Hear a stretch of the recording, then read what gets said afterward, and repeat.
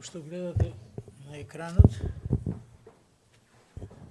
мојата тема е многу голема и многу тешка, на која се испроповедани може би илјадници проповеди, но ете, колку што времето дозволува и ние ќе кажеме нешто да се подсетиме на овие важни настани. Мојата проповед спаѓа во библиската тематика пророштво. Некој пресметал дека 30% од Светото писмо припаѓа на пророштвото. Тоа сведочи дека оваа тема е навистина важна и треба да биде застапена во проповедите и поуките. Но за жал тоа често и занемарено. Мене лично ми се допаѓа да зборувам за пророштвото. Во една средба со еден проповедник кој навистина беше достоен за почит, тој рече, па што е користа од тоа? Мислеше на пророштвото. Ја би цитирал спротивно мислење од Светото писмо, 1 Јованова 3 глава, мили мои, сега сме Божји деца и уште не се откри што ќе бидеме, но знаеме дека кога тој ќе се појави, ќе му бидеме слични, зашто ќе го гледаме онаков како што е. И секој што има оваа надеж во него, се исчистува самиот, така како што е тој чист. Еве тоа е користа од пророштвото. Господ сака ние да сме чисти, а ѓаволот обратно сака да сме нечисти. 2 Петрова 1 глава има еден стих што вели вака. И така имаме најдоверливо пророчко слово, а вие правите добро што внимавате на него, како на светило што свети на темно место, додека не осамне денот и звездата деница не болсне во вашите срца. Познавањето на пророштвото пред се за доаѓањето на Господ Исус Христос е најдобар поттик за посветен живот и ни дава светло во духовниот мрак на светот. Но толкувањето на пророштвото не е лесно. Тоа личи на составување на слика слагалка, како што децата составуваат, која е составена од многу парчиња, кои се во четок измешани, треба да се наредат. И ако се состават правилно, парче по парче, ќе се добија јасна слика. Елементите на едно пророштво се раштркани низ целото Свето писмо. Писмото треба да се познава и проучува, а неопходна е и помошта на Светиот Дух. Например, евреите кои имаат така големи ветувања, го имаа Стариот Завет до ден денеска и се уште во Исуса Христа не го препознаа својот Месија, кога го очекуваат со целото срце, како Спасител и Господ и Цар, кој ќе ги спаси од сите нивни непријатели. Но ете, Господ не им дал светло во овој момент. Има и други примери, но мислам дека е доволно.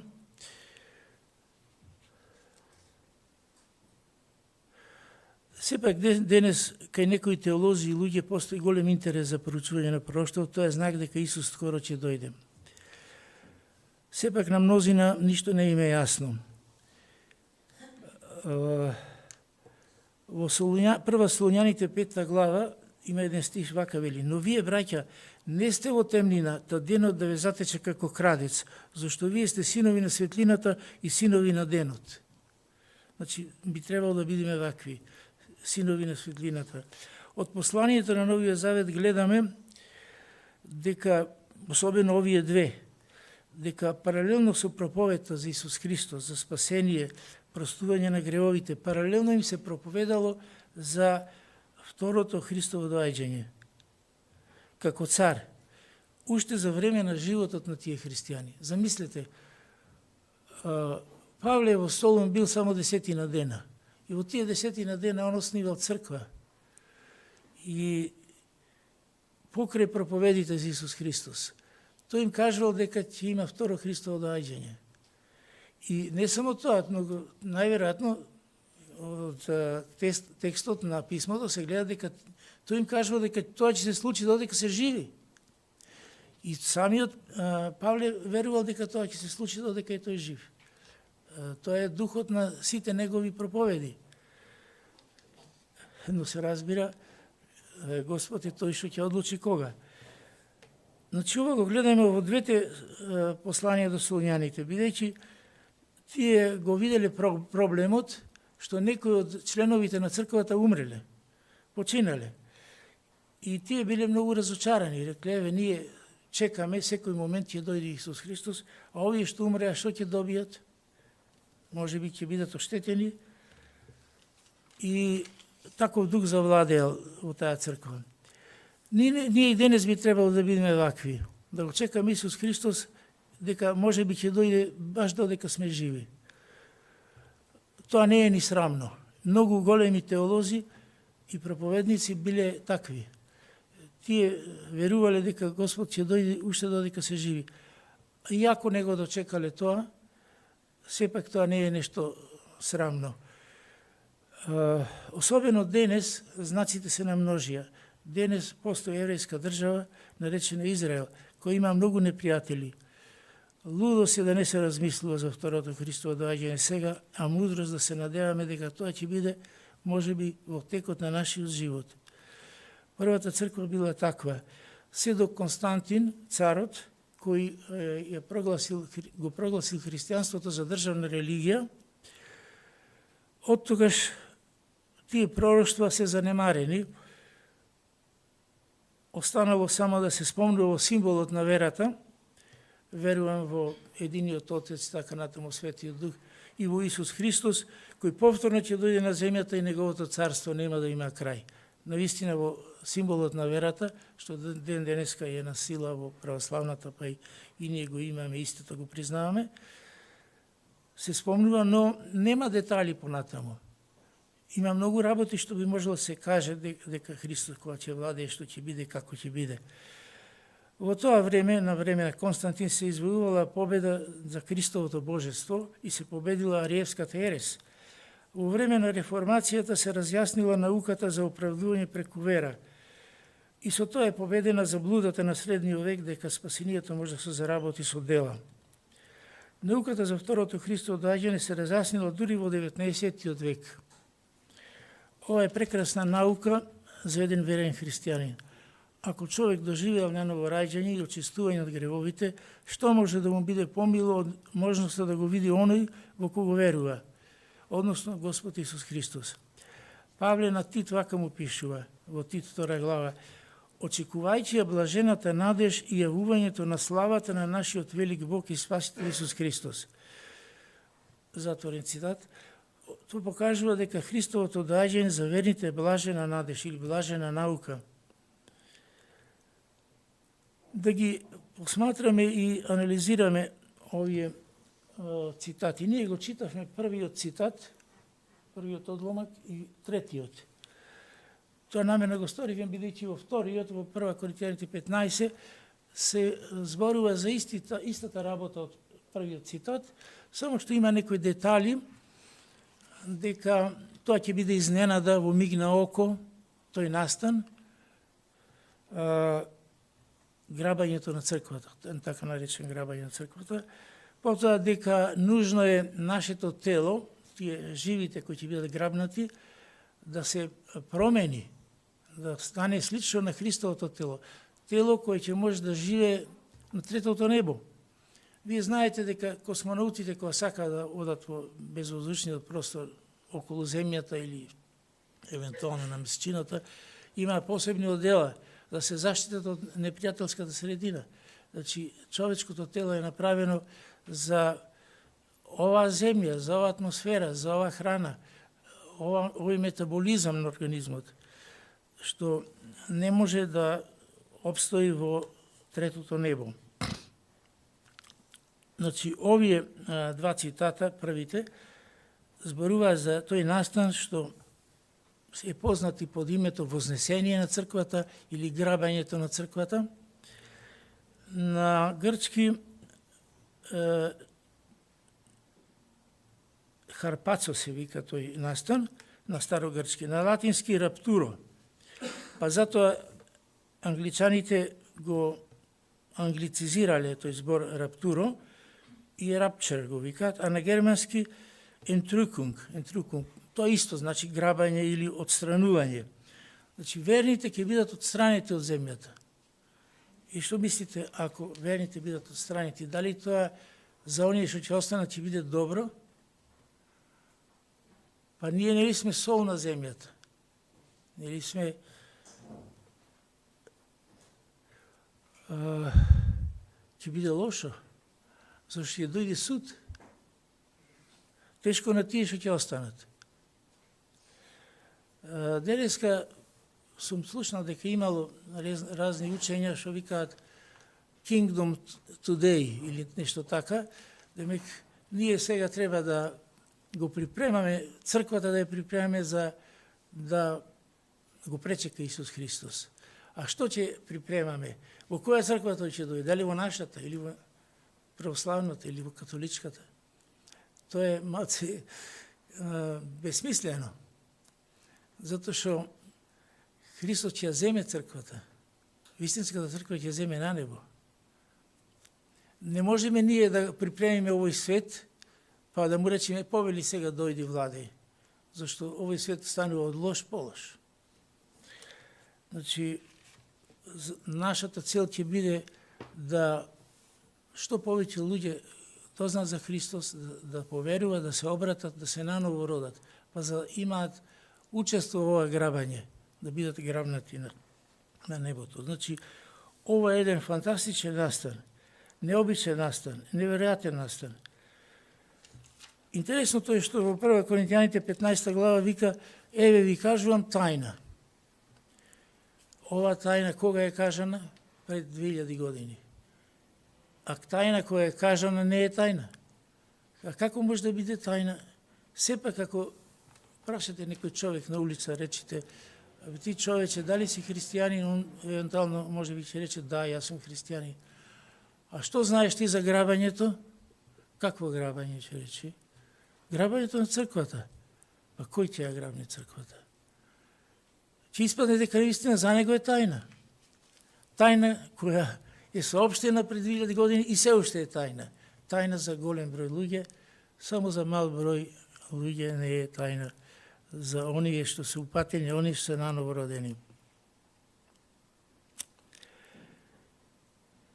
Премногу е фантастична, невозможна. А да му кажуваш за ванземалци како дошле, направиле некои кругови во некои житни полиња, тоа многу ќе го интересира. Сака да види слики. А да му зборуваш за грабање на црквата, не му го интересира. Кога ќе умрам, тоа е второ Христово доаѓање. Така обично викаат луѓето. Ќе одам кај Господ. Ако веруваме дека сме спасени во Исус Христос, дали процесот е завршен? Што е спасено? Па спасена е нашата душа. Нашето тело не е спасено. Тоа е подложено на болести, подложено на смрт, исто како кај неверните. А тој факт е добар изговор да ни се посмеваат и да не презираат дека веруваме во pie in the sky на англиски, или пита на небото. Тие мислат, ако има Господ, тој ќе одлучи, ќе ги премери добрите и лошите дела и ќе ме смести или меѓу ангелите, или меѓу ѓаволите. Смртта е најголемиот страф на неверните. Смртта е всушност најголемиот проблем на човекот. Тие не знаат што ги чека таму. На погребение за некој човек живите ќе речат Господ да го прости, Господ да го насели во рајот, или примете сочувством. Но за нас кои веруваме дека Исус е Спасител и Господ и го исповедаме неговиот застапничка смрт за нас и воскресението, нема страф од смртта. Нашата жал за блиските починати, ако биле верни, не е како она на неверниците. Ние знаеме дека повторно ќе се видиме со нив во прекрасни услови, во небеска слава. Затоа нашата грижа ќе биде покрај нашето лично спасение и спасение на нашите блиски, они што ги сакаме. Кога верните во Солун се загрижиле, а Павле веќе заминал во Коринт да и таму да проповеда, и таму останал повеќе месеци, слушнал дека солуњаните се загрижени. Таму го пратил својот соработник Тимотеј, и кога Тимотеј се вратил во Коринт и му раскажал што се случува во Солун, тој им го напишал ова писмо. Како што рековме, не сакам, браќа, да останете во незнање за оние и да не жалите како другите кои немаат надеж. И така натаму, како што читавме во почетокот. И он ми кажува, самиот Господ ќе слезе од небото со заповест, со глас на архангел и Божја труба, мртвите во Христа ќе воскреснат први. Потоа ние живите кои станавме, ќе бидеме грабнати заедно со орив на облаци, за да го сретнеме Господа во воздухот. И така за секојаш ќе бидеме со Господ. Затоа утешувајте се еден друг со овие зборови. Значи, ова важи за браќата, а брат се станува во Христа брат, ако наново се родиш. Значи, тоа важи за наново родените, тие се браќа. Но и мртвите треба да бидат во Христа, за да учествуваат во овој настан, необичен настан. Живите и мртвите се спасени, нивните души се спасени. Ова всушност е првото воскресение. Тоа е воскресение за вечен живот со Господ. А што е смрт? Смрт е одвојување на душата човечка од телото. Душата не умира, таа вечно постои. Душата на верните оди кај Господ, а душата на неверните оди во пеколот. Само телото умира и се распаѓа и се враќа во прав. При овој настан средбата се случува во воздухот, при грабањето, на облаците, во атмосферското небо. Господ доаѓа и ги носи душите на праведниците со себе, нивните тела воскреснуваат и се состануваат со своите души, а живите потоа бидат грабнати и така целата црква и во минатото што била и сега што е, ќе бидат заедно и секогаш ќе бидат со Господа. Господ тоа го вети и во 14 глава од Евангелието според Јован.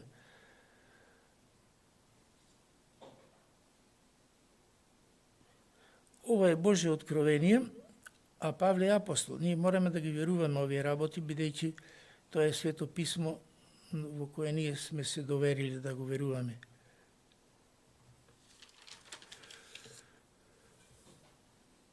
Дјаволот најмногу е мрази науката за второто Христово доаѓање, бидејќи тоа значи негов пораз и крај на неговиот бунт. Во оваа наука се крие голема духовна сила за верниците.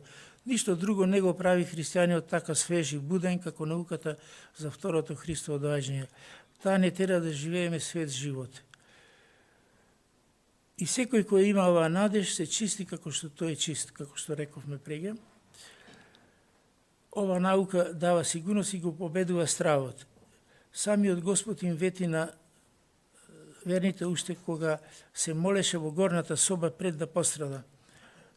Јован 14 глава им рече вака: да не се вознемирува вашето срце, верувајте во Бог и верувајте во мене. Во домот на мојот татко има многу место за живење. Ако не беше така, јас ќе ви кажев: одам да ви приготвам место. Ако ќе оти да ми приготвам место, пак ќе дојдам и ќе ве земам кај себе, за да бидете и вие таму каде што сум јас. Значи ќе бидеме со Христос и нема повеќе разделба. Како што сега одиме со Него, така тогаш уште повеќе ќе бидеме со Него. Грабањето е реализација на оветување на Господ. Вечно ќе бидеме со Господа ако бидеме грабнати. Сега го следиме и вечно ќе го следиме.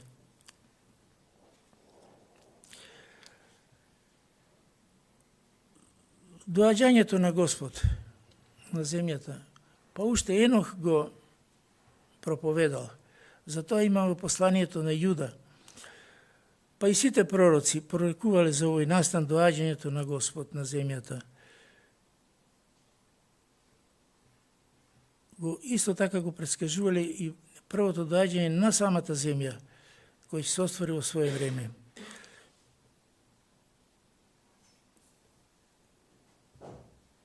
Но дали светот и настаните завршуваа со грабањето?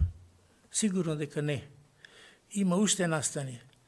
И затоа го дадов и овој вториот цитат, овој третиот всушност, што е тука, тој зборува за некои други работи што треба да се случат.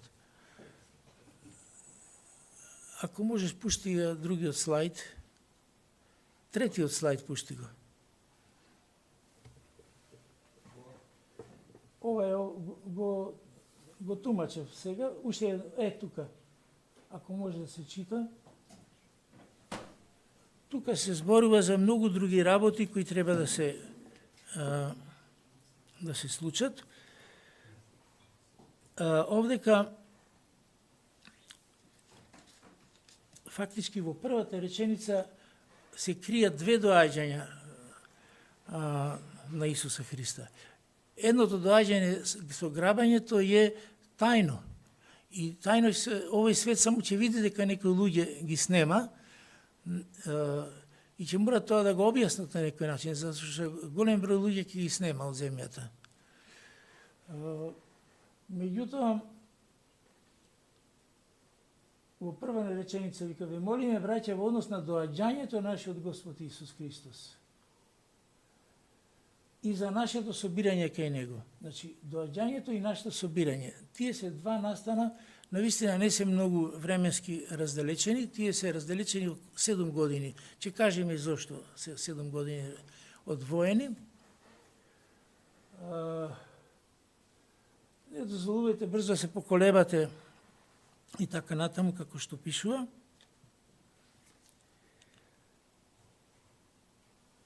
Би можеле да речеме дека второто Христово доаѓање има две фази. Првата фаза е доаѓа за нас,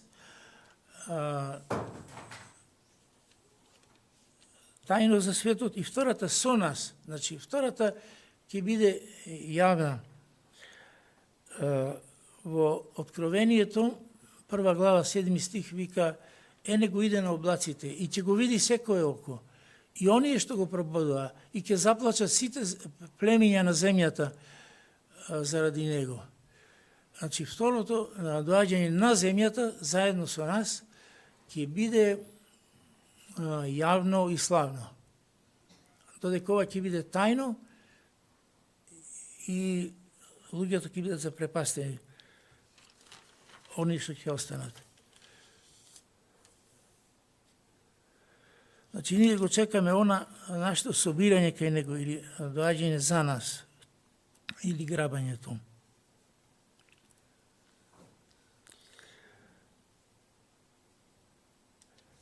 Добро. Овие две фази се разделени со 7 години. Од каде сега овие 7 години? Еве, пророштото, како што реков преге, се сложува како слика слагалица. Во кај пророк Даниил, во 9 глава, таму Даниил се моли на Господ да му објасни дали робството во Вавилон скоро ќе заврши.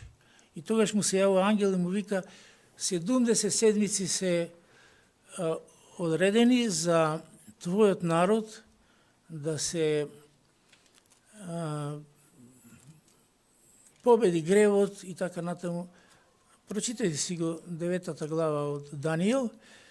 Тие 70 седмици се 70 пати по 7 години. Тоа се 490 години. Меѓутоа, тие години се лунарни години. За едно релативно кратко време се помали од лунарните години, од сончевите години, што сега ги имаме во цивилниот живот, додека лунарните години евреите и ден денес ги имаат, тоа е лунарниот календар, секој месец е по 30 дена, така да годината има 360 дена. Така затоа тие го користат за црковни потреби, за верски потреби, и тогаш новата година ќе паѓа секогаш во друга доба. Слично како и муслиманите што имаат лунарен календар, па Бајрам паѓа некогаш во пролет, некогаш во лето, некогаш во есен, затоа што 6 дена е таа година помала од сончевата година. Како и да е, таму тоа пророштво е многу интересно и долго време било неразбрано.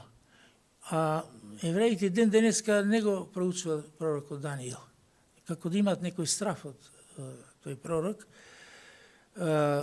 Како што реков преје, во 19. век е науката за второто Христово доаѓање разработена. Се јавил еден, бил до некаде и теолог, а иначе имал и цивилна служба, работел во лондонската полиција, се викал Андерсон. И тој ја напишал книгата The Coming Prince, принцот кој доаѓа. И тие 70 седмици, ако ја читаме 9 глава од Даниил, исто така треба да читаме и 2 глава од Незра и Нехемија. Нехемија бил висок службеник кај персискиот цар Артаксеркс. И тој бил многу жалостен кога разбрал дека Ерусалим е развернат и храмот е развернат, и бил многу тажен. И царот го прашал, читајте го книгата, го прашал, зошто си толку тажен, како нема да бидам тажен кога нашиот град Свети е развернат и храмот е развернат. И царот го прашал да може да помогне, може, му рекол. И тогаш настанало првото враќање на евреите во Ерусалим и подигање на зидот и на храмот. И сега во пророштвото Даниил вака вели: за твојот народ се одредени 70 седмици, додека да дојде принцот Месијата. Тие седмици се поделени вака: прво 7, па 62 и на крајот уште една седмица.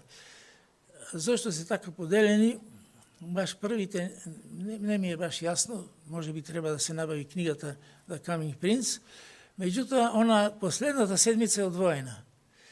Затоа што после тие 69 седмици вика Месијата ќе биде убиен, но не за себе. Така да во времето кога Исус Христос беше на земјата и кога дојде во Ерусалим на магаре, тогаш он јавно се покажа како Месија. Он не ги спречаваше луѓето да викаат Осана, дојде Месијата. Напротив, тој рече, ако овие зачутат, и камењата ќе прозборат. А до тогаш Христос, додека не изврши сета служба, он често пати на луѓето им викаше: не кажувајте на други, на никому, само на свештениците покажете се. И мене често пати ми беше тоа нејасно, зошто Христос така прави. Најверојатно тоа го правил за да не се предизвика таков голем бунт во народот, па да дојде и современ израз полиција, односно римската војска, па да го попречат во неговата служба. Меѓутоа тогаш он јавно се декларираше дека е Месијата, но тие не го препозна, он дојде на магаре. Меѓутоа, ако се рачунаат тие денови, тие се 17.830, мислам, денови, од времето кога Артаксеркс ја дал наредбата да се одново зида Ерусалим, ќе се дојде точно во 32 година во месец април. Тогаш Исус Христос влезе во Ерусалим на магаре. Значи, евреите ако беа, како да речем, посветени и да се интересира, ќе знае точно дека тој е тој што треба да дојди, точно до ден точно. Меѓутоа, за последната овие се 6-9 седмици, меѓутоа последната седмица во пророк Даниил малце е така како збунето, на крајот кажува, вика, и принцот на еден народ што ќе дојде и ќе го разруши, вика, Ерусалим и светилиштето, и неговиот крај е со потоп, со пропаст, и се спомнува тука 7 години. Тоа се овие 7 години што има од грабањето па до доаѓањето во слава. Тоа се тие 7 години. И теолозите вака велат: старозаветните пророци, кои ги гледале своите визии, тие ги гледале најбитните настани во историјата. И тоа е, замислете, како една географија, каде имаме планини, Македонија е така планинска, ако се качиш кај Мирковци и гледаш на кај Водно, позади ќе ја видиш Солунска глава. Меѓутоа, долината измеѓу Водно и Солунска глава нема да ја видиш. Така тие го виделе оној настан кога Месијата страдаше, но не за себе, и го виделе кога доаѓа во сила и слава. Значи, така се сложува таа слагалка на пророштвото. Добро, овие работи ви кажав дека земењето ќе биде изненадно. За таков настан се вика дека е иманентен. Иманентен. Значи, ние знаеме дека Христос ќе дојде да ја грабне црквата, односно да не грабне нас, но не знаеме кога.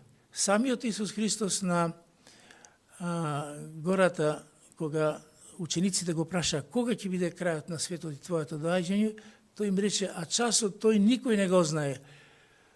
Ни синот, ни ангелите, туку само мојот татко небесен. Значи, тој настан е иманентен. Нема некој настан, што може да кажеш, овој настан се случи и сега по една година тоа ќе се случи. Нема таков настан. Али кога ќе се случи грабањето, веќе после точно се знае што ќе се случи. 7 години ќе биде додека Христос дојде. Кој може да издржи во тие 7 години? Може ли некој да се крие во пештери, да има храна за 7 години, па да се појави тогаш? Овој третиот цитат, што беше тука даден, од 2 Солуњаните 2 глава, се кажуваат многу настани, појавата на Антихристот се спомнува.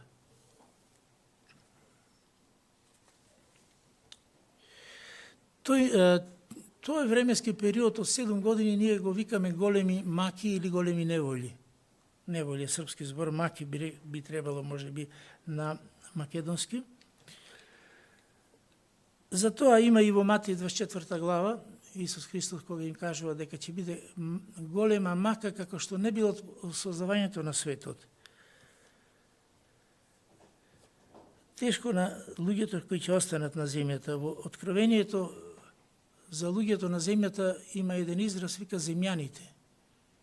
Значи, уопште не ги нарекува луѓе, него земјаните, кои ќе останат на земјата после тој настан. Тоа е опишано во Откровението од 4 до 19 глава. А во првата глава се покажува Господ Исус Христос на Јован. Потоа се 2 и 3 глава црквите во Мала Азија, кои всушност биле вистински цркви, но представуваат една символична представа и пророштво за историјата на црквата. Ние сме сега во времето на последната црква, Лаодикиска црква. Ни студена, ни топла. После 4 глава веќе не се спомнува воопшто црквата, таа е на небо. Потоа погледнав и видов, на небото имаше отворена врата и прегешниот глас што го чув како труба да зборува со мене рече, дојди ваму горе и ќе ти покажам што ќе се случи после ова. Значи, после овој настан, настанува денот Господов, денот кога Господ ја зема власта во своите раце и тој ден Господов, Павле вика, немојте да мислите дека настана денот Господов. Кога Господ, тој ги опаѓа овие 7 години и 1000 годишното царство кој после ќе го воспостави на земјата.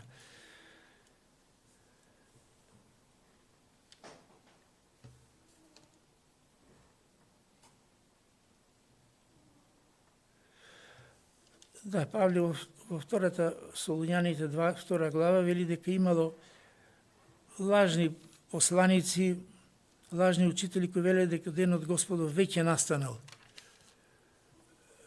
Интересно е што во историјата на христијанската црква имало такви појави и во скоро време, кога настанувале некои големи светски настани, например Првата и Втората светска војна кога била. Јас, например, лично Има средба во Загреб со тој председателот на баптистите, не знам сега дали е уште жив, па вика за тие работи се зборуваше, вика кога се појави Мусолини во Италија, вика ете Рим е таму, диктатор, и сите мислевме дека, се разбира, тој беше повозрасен од мене, јак му сега возрасен, ама тоа се случи пред може 35 години, кога го сретна во Загреб.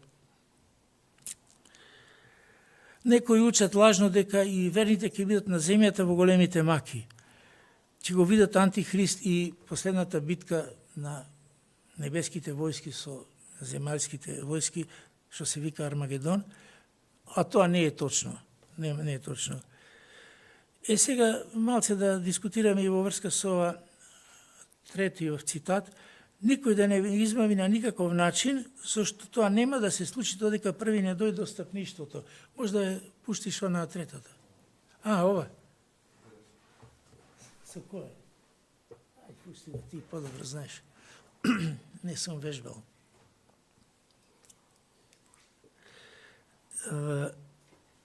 Додека први не дојде до стапништвото и не се појави човекот на беззаконието, синот на погибелта, кој се противи се воздига над се што се нарекува Бог или светиња, така што ќе седне во Божиот храм и ќе се представува себе си дека тој е Бог. Овдека во овој цитат фактички се навестува појавата на еден лош владател, тој е Антихристот. А вика треба да се појави отпад. Тоа.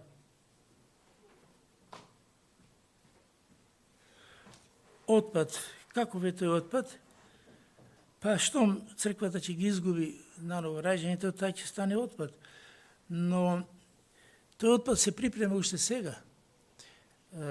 Сега има два процеса. Еден световен процес да се формира едно светско царство, нов светски поредок, а вториот процес во духовна сфера е да се формира една светска црква која ќе ги обедини сите цркви.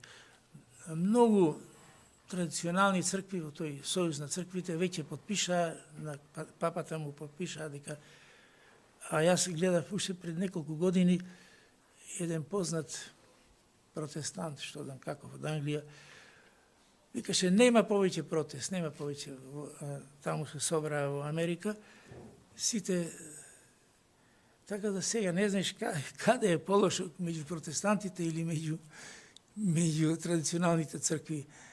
Има протестантски цркви што ти е страв да влезеш во нив.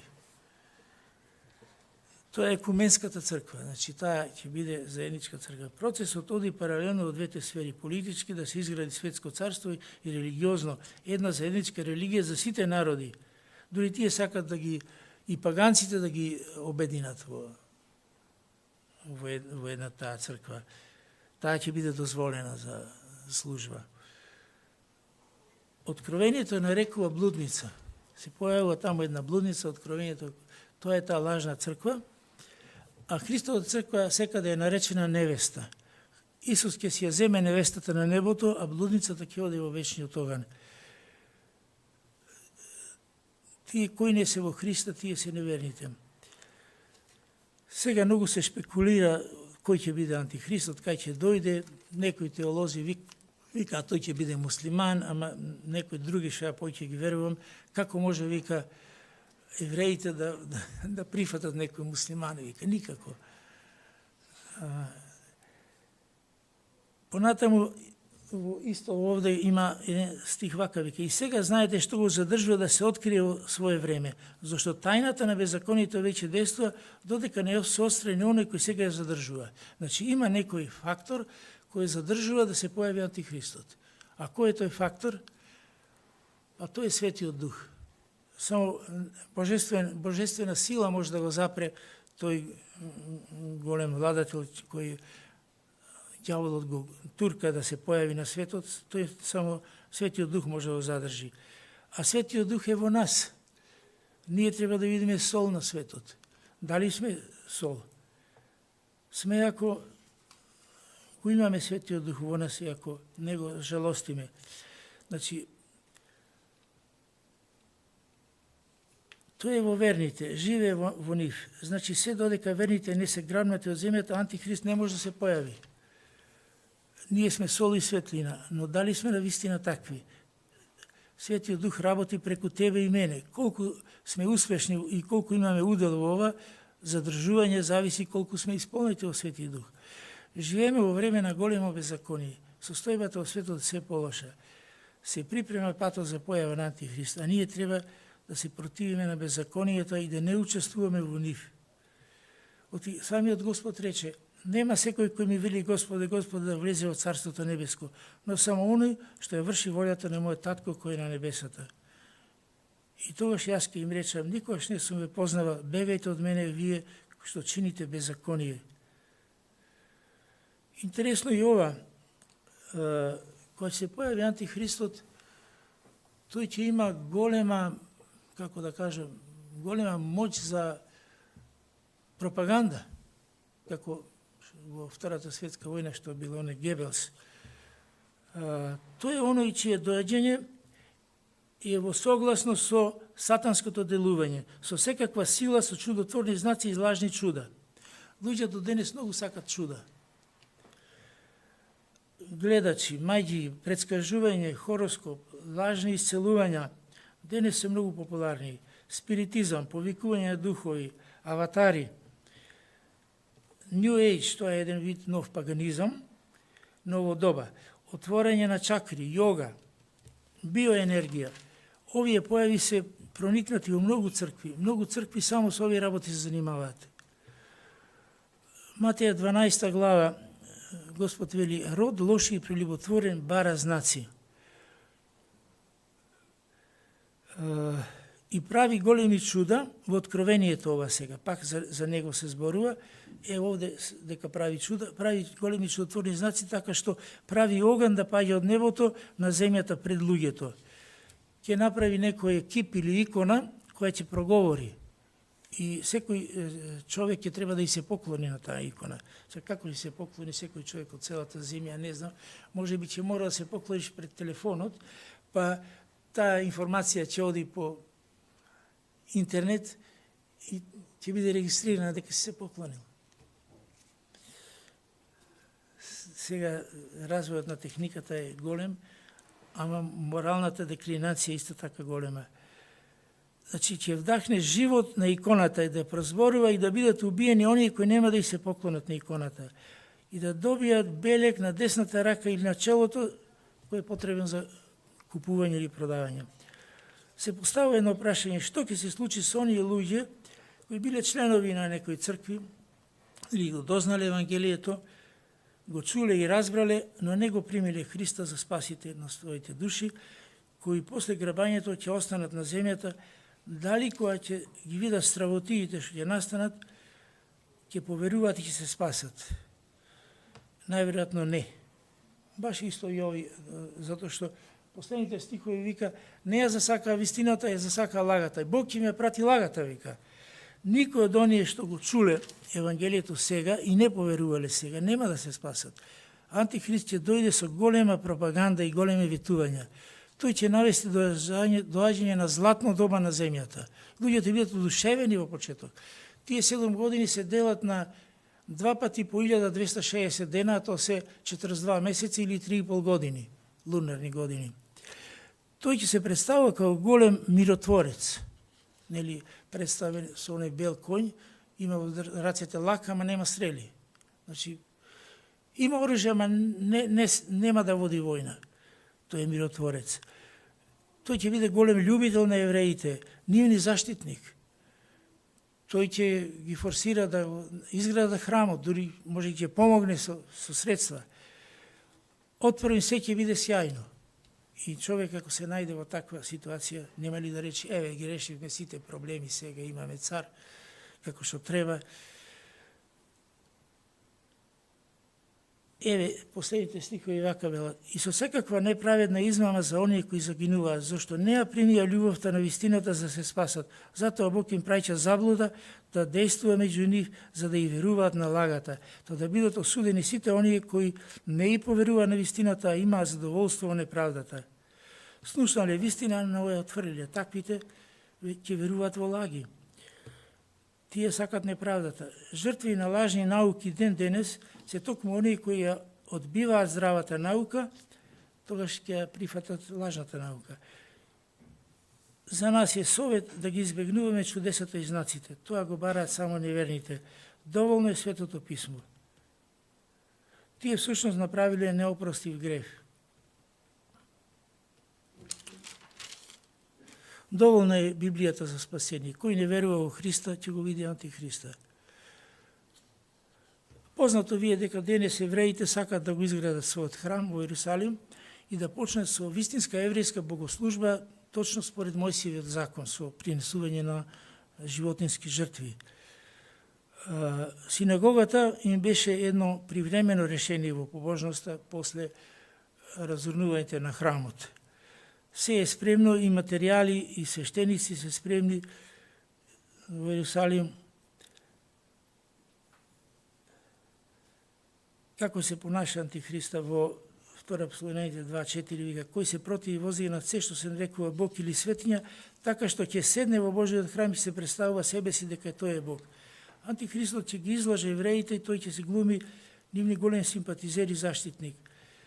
Во Иерусалим ќе се изгради храмот, но во средината на големите неволји, по 3,5 години тој ќе го направи богохулството во храмот и се представи себе си дека е Бог. Но еви во Матеј 24 глава Господ вака вели, додека беше со учениците. И така кога ќе го видите гнасното опустошување за кое зборува пророк Даниел, како се владее на светото место во заграда, кој чита нека разбере.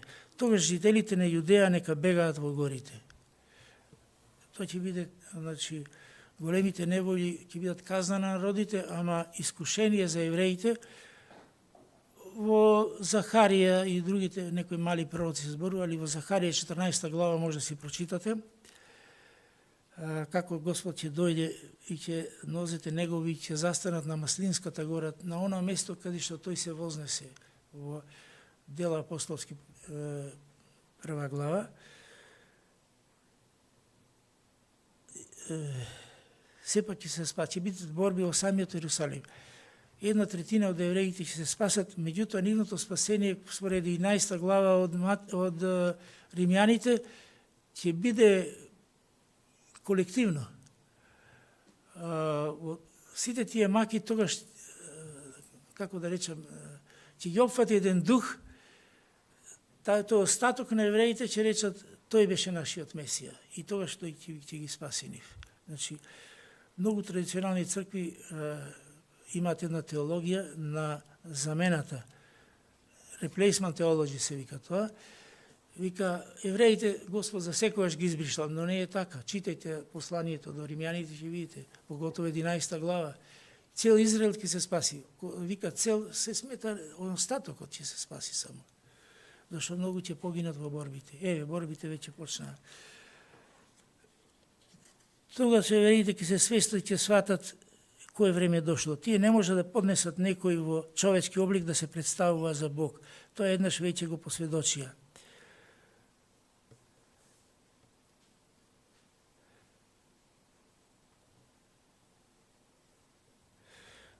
Еве вака пишува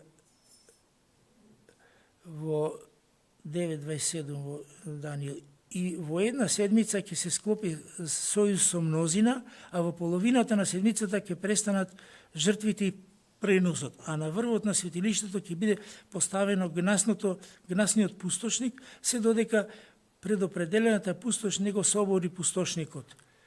Кипот иконата на Антихрист ќе хули на Бог и на верните на небото. И му беше дадена уста во Откровение 13 глава, која зборува големи нешта и богохулства и му даде власт да прави така 42 месеца и ја отвори својата уста да хули против Бога, да го хули неговото име и неговиот шатор и оние кои живеат на небото. Значи, тој ќе хули против Христа кој на небото и против оние што он ги зеде таму, против црквата. После овие 42 месеци, втората половина, која ќе биде најстрашна, Христос ќе дојде на земјата заедно со црквата и ќе го фрли антихриста и лажниот пророк во огненото езеро.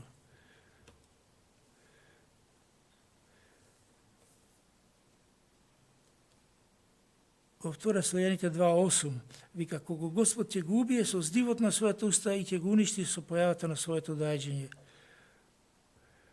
Поопширно за оваа борба на Христос со сатанското тројство е опишано во Откровението 19 глава.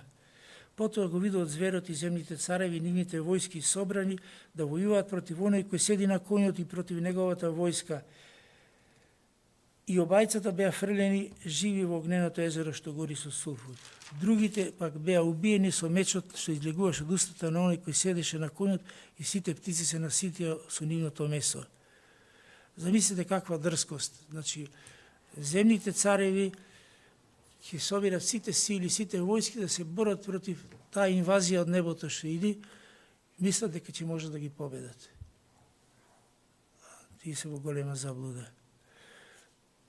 А уште во 20 глава Откровението за ѓаволот вака века: и видов ангел кој слегуваше од небото и го имаше во својата рака клучот од бездната и голема верига.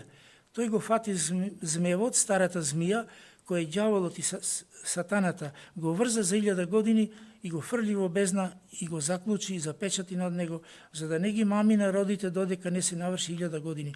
Потоа треба да биде одврзан за кратко време. Значи, ова е врзување на ѓаволот во тие 1000 години, да се владее мирно на земјата, мора ѓаволот да биде отсутен. И тоа ќе биде царство, тоа заслужува повеќе проповеди и друг пат, во кое се ќе биде идеално. Денес секој што греши може да има оправдание. Родителите не ми чинат, власта не чини, не знам што не чини, сиромав сум, затоа вака правам, крадам. Луѓето ќе бидат тестирани уште еднаш во идеални услови. Во тие идеални услови и на крајот уште еден тест. Ѓаволот ќе биде пуштен и тие пак ќе се побунат. И ќе бидат победени и фрлени во пеколот и тоа ќе почне вечноста. И веќе нема да има историја. Доаѓањето на Господ ќе биде јавно и видливо за сите луѓе на земјата. Големите неволи ќе завршат и на крајот може да прочитаме една поука. Пушти го последниот слайд. Обично сите посланија завршуваат со некоја препорака на верните. Ја за ова проповед ја препорачала препорака од 2 Солуњаните. Не гаснете го духот, не презирајте ги пророштвата, испитувајте се, држете се за доброто, воздржувајте од секој вид на зло. И самиот Бог на мирот да ве освети наполно и вашиот дух, душата и телото да бидат запазени, целосни и безпрекорни при доаѓањето нашиот Господ Исус Христос. Верен оној кој ве повика, кој ќе остори тоа. Толку беше за ова, може и малци и претеравме со времето. Па, ја ќе се заблагодарам со една молитва и со тоа нашата служба ќе заврши. Татко наш небески, еве, ние се подпираме на Твоето свето писмо. Фала Ти за него, Господи. Полно е со тајни, полно е со прекрасни работи. Тоа е за нашата духовна храна. Фала Ти, Господи, што имаш вакви добри планови за нас кои веруваме. Те молам, Боже, и секој што слуша овие зборови, било да е тука или да слуша преку средствата за информирање. И, Господе, ако не се спаси до сега, да се спаси да учествува во ова славно земање на црквата, вознесение на црквата и добивање на вечниот живот, целосно спасение, спасение и на душата и на телото. Фала Ти, Господи, за тие големи ветувања. Ти, Господи, си припремил за нас место на небото и ќе не земиш и таму ќе видиме секојаш со Тебе. Нема да има повеќе разделби, Господи. Тоа ќе биде живот, вечен живот убав. Живот без болки, без страдања, без старост, без болести. Господи, Ти си верен, тоа ќе го сториш, ние веруваме. Чување од лажните учења, Господи, кои да не заведат, бидејќи се измамливи, често пати се служат со лажни чуда. Господи, да не бидеме осетливи за такви чуда, напротив, да се држиме до Твоето Слово, Господи. Нека е благословено Твоето име, Господи.